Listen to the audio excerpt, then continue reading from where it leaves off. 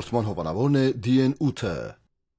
Բարև ձեզ, կենտրոնի եթերում չեմպիոնի հետ հաղորդումն է։ Մեր այսօրվա չեմպիոնը աշխարհի նորընծած չեմպիոն Մալխաս Ամոյանն է։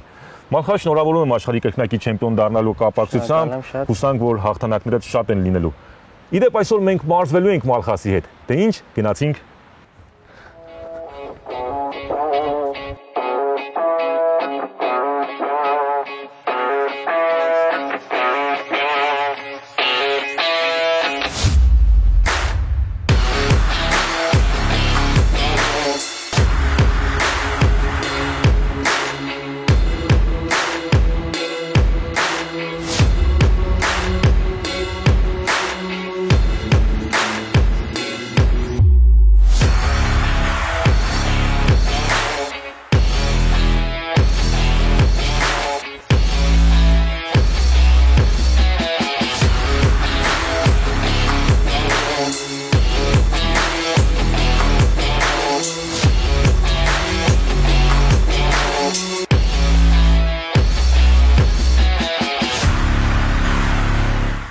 Մալխաս ջան, եւս մեկ անգամ շնորհավորում ենք քեզ աշխարհի չեմպիոն դառնալու կապակցությամբ։ Մի ամբողջ հայ ժողովրդի հպարտության ցնծության պահեր պարգևեցիր, ամբողջ հայ ազգայինորերին հպարտություն էր ապրում։ Ինքդ հասկացել ես ինչ արեցիր, ինչ զգացողություններ պարգևեցիր հայ ժողովրդին։ Շնորհակալ եմ շնորհավորանքի համար։ Այո, հաղթանակից հետո եւ արդեն ստանում եմ շնորհավորանքներ, տեսնում եմ թե մեր ժողովուրդը ինչպես է արձագանքում այս հաղթանակից։ Իրոք ինձ համար մեծ ուրախություն է, մեծ պատասխանատվություն,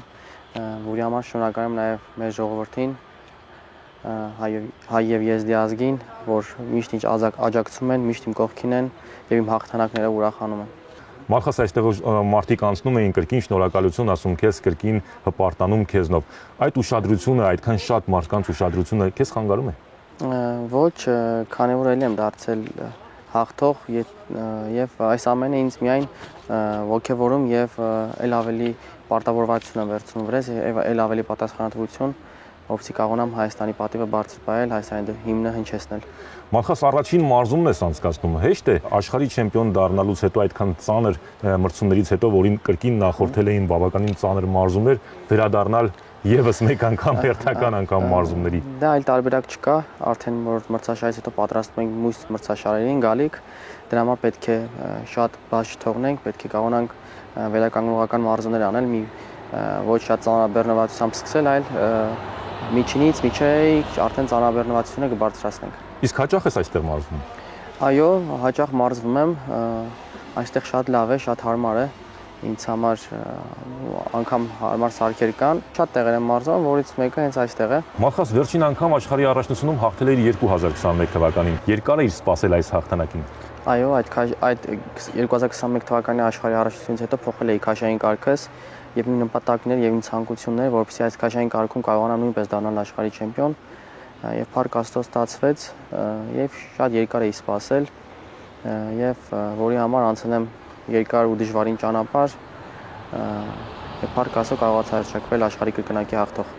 Այս աշխարհի առաջնությունը քեզ համար նաև ռևանշ էր։ Դու կարողացար հաղթել ճապոնացին վիշին, որին զիջել էիր օլիմպիական խաղերի կիսաեզրափակիչում։ Մինչև մրցաշարի մեկնելը մտածել էիր այդ ռևանշի մասին։ Ասեմ, ռևանշի մասին չեմ մտածել, քանի որ եթե ես միայն ճապոնացին վիշի դեմ պատրաստվեի, ապա ինձ համար շատ բարդ կլիներ մյուս մրցակիցների հետ գոտեմարտը։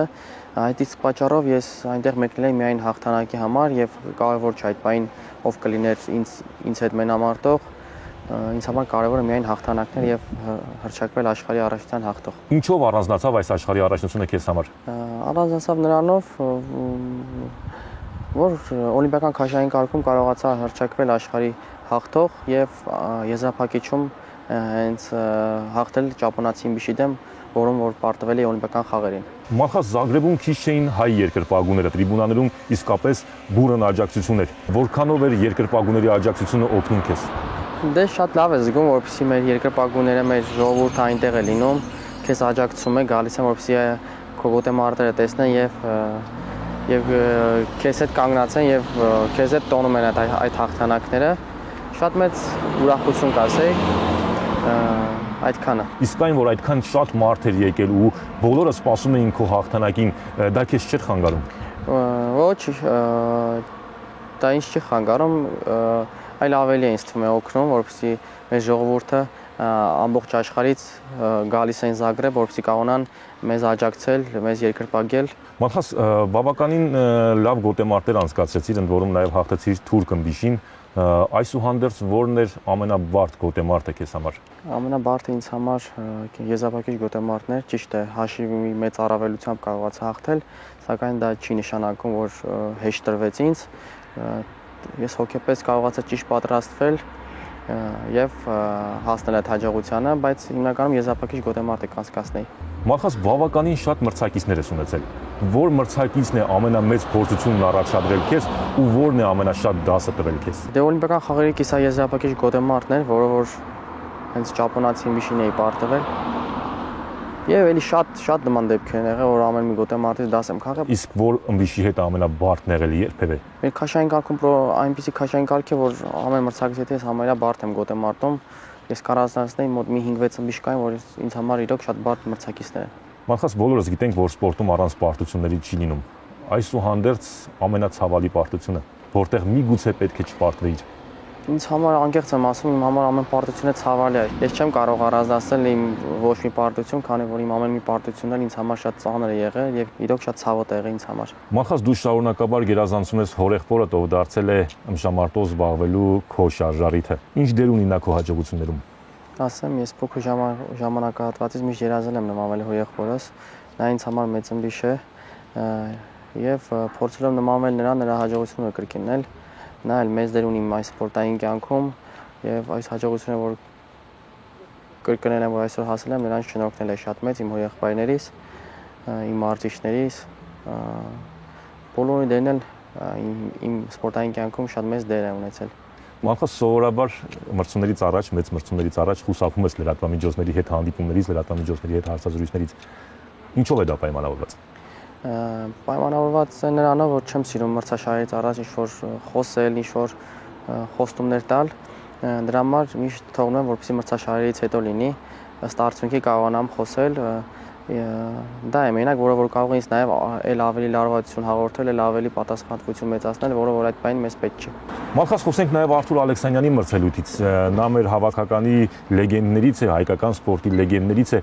ու աշխարհի առաջնությունում էլ պետք է չպարտվեր։ Խոսել ես նրա հետ, որն էր պարտության պատճառը, ինչով էր պայմանավորված դա։ Դե Արտուրը վնասվածք ուներ, մեջքի շատ լուրջ, որը որ նրան խանգարում էր նորմալ գոտեմարտեր անցկացնել, անգամ հավաքների ժամանակ, մոտ հավաքի աշխարհի առաջնությունից 1 ամիս առաջ արդեն սկսել էր ցավերը, որը որ արդեն մրցաշարերի ժամանակ ցույց տվեց։ Նա մեր լեգենդար ըմբիշն է, դրա համար պետք է ավելի աջակցենք նրան, նրա կողքին լինել, որպեսզի կարողանա ու շատ ուժեղ վերադառնալ։ Մալխաս, Լոս Անջելեսի օլիմպիական խաղերը սարերի հետևում չեն, մտովի տեղափոխվել ես այնտեղ։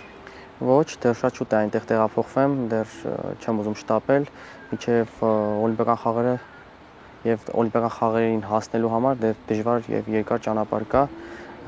որը որ արդեն ժամանակի ընթացքում պարզ կլինի։ Ամեն դեպքում մասնագետները համարում են, որ դու այդ քաշային կարգի իրական ֆավորիտն ես։ 50-ից ավել ըմբիշների միջից 16 ըմբիշին է հաջողվելու մասնակցել օլիմպիական խաղերին եւ այդ 16 ըմբիշին էլ ես համարում եմ ֆավորիտ, թե նրանցից ով լավ պատրաստ կլինի, ով լավ մարզավիճակում կլինի, նա էլ կհաղթի։ Մալխաս, իսկ ինչպիսի ծրագրեր ունես առաջիկայում, որն է լինելու մրցաշրջանի քո հետագա գործունեությունը։ Դե այժմ պատրաստվում եմ Գերմանիայում կայանալիք ակումբային առաջնությանը, որից հետո արդեն կպատրաստվեմ հավաքների եւ մյուս տարվա Եվրոպայի առաջնությանը։ Մալխաս, եւ մեր հովանավորի կողմից քեզ հաճելի անակնկալ, նաեւ աշխարհի չեմպիոն դառնալու կապակցությամբ մեր հովանավորը Դիենուտն է, Հայաստանի ազգային հավաքականների պաշտոնական մատակարարը եւ այս գեղեցիկ մարզահագուստը քեզ հուսամ մարզումների ժամանակ օգտագործես։ Մենք ենք օգտվում այստեղից, մեր հավաքականի այդ համազգեստն է։ Այդքանը շնորհակալություն Դիենուտին նաեւ։ Դե ինչ քեզ նորանոր չեմպիոնական հաջողություններ ենք մաղթում, հուսանք, որ օլիմպիական խաղերում կրկին չեմպիոն կդառնաս եւ մենք քեզ շնորհավորելու առիթներ դեռ շատ կունենանք։ Շնորհակալ եմ Արամ ջան, ձեզ այնպես եմ շնորհակալ շատ մեր կողքին լինելու համար, մեզ լուսաբանելու։ Եթերում չեմպիոնի հետն էր, կհանդիպենք։